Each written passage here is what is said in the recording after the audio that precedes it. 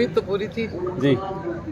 और आखिरी दिन तक नाम भी था। हाँ, उसके बाद के पलटा खाया वो हमने भी नहीं मेरा। क्या कांड रहा, क्यों कटी, किसने कटवाई? कुछ भी नहीं कह सकते। अब अंदर की बात क्या है हमने उसका पता ही नहीं। जी कटी नहीं और- कटी नहीं है, मिली नहीं। जी। कटती तो जब तक भी मिल के कटा है। हाँ, या तो मिली ही नहीं ना। अच्छा, जैसे ही आप कांग्रेस में आए थे उसके बाद एक फोटो था, ब्रजेंद्र भूपेंद्र हुड्डा से मिलने गए थे और ये कह रहे हैं कि भूपेंद्र हुड्डा ने ही कटवाई है, जयप्रकाश उनका अनुमान बना हुआ है आजकल। अब तो हम तो किसी का भी नाम नहीं ले सकते क्योंकि जब हमारे को अंदर की बात का ही नहीं पता। जी। लेकिन ये है कि भाई जब सब कमेटी की रिपोर्ट थी उसमें इनका नाम अकेले का था। जी। उसके बाद क्या संभावनाएं हुई हैं, कब वो टिकट बदली, कैसे बदली, अब कुछ नहीं कह सकते। क्या वो बीजेपी के सिटिंग एमपी थे और उस समय जब किसान आंदोलन के दौरान भी वो एमपी थे, इसके चलते नाराजगी थी? कोई सर्वे हुआ है उसके कारण कटी है? जेपी कौन सा गया था? जी। जेपी गया था किसान आंदोलन में? वो बीजेपी में तो नहीं था। नहीं ना हो बेशक। जी। बात तो किसान आंदोलन की कर रहे हो ना आप। जो साहब गए थे बीजेपी में रहते हुए भी। जी। 5 बार गए तो उनका तो आपने जिक्र नहीं करा। जी। तो ये तो बात देखो ना, अब परिवार में कोई झगड़ा हो जाओ है या कोई तो आदमी ये सोचता है भी घर के अंदर निपट जाओ है। अब जिस चीज के प्रति आस्था थी, अब जिस पार्टी उसका एमपी बनाया, अब उसके खिलाफ जाना तो असूलों के खिलाफ भी है। लेकिन जो सब उससे ऊपर उठ के गए थे जी। कि मैं तो जाऊंगा। तो ये अच्छा, दो बातें निकल के आ रही हैं। कुछ लोग तो कह रहे हैं इसको पॉजिटिव लेके चलें, आगे विधानसभा में बहुत अच्छा रहेगा। कुछ लोग नेगेटिव ले रहे हैं, घर का न रहा न घाट का।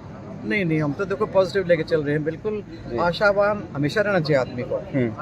यानी वो कहते हैं ना कि भी आदमी ठोकर खा के खड़ा होगा, ठोकर खा के पड़ता तो नहीं, उसके बाद खड़ा होगा, कपड़े झाड़ के फिर चल पड़ा है।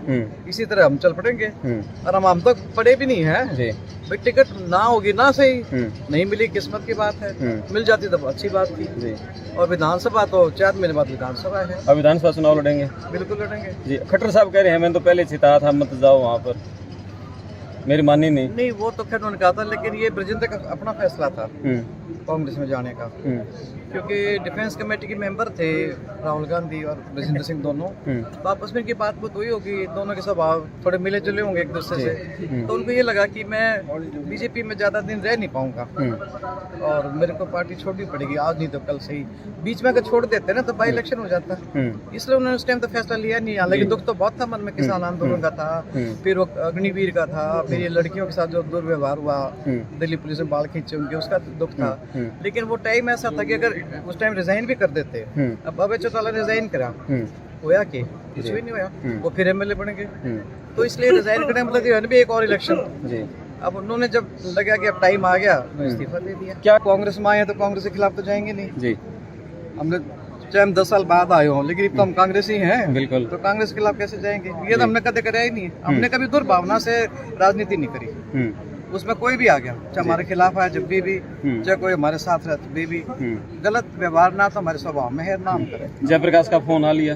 अच्छा, क्या कहा? जो सकवास आया था जी, जो हम रास्ते में थे कि मिलना है, ये लगे अभी तो मैं जीन जान लग रहा हूँ जी, शाम को बात कर। और एक समय ऐसा कि टिकट की राह में रोड़ा बन गया? नहीं, रोड़ा तो खैर क्या बना, वो अपनी कोशिश कर रहा था, हम अपनी कोशिश कर रहे थे, वो कामयाब हो गया। Subscribe our channel for latest news and updates and don't forget to press bell icon for latest notifications.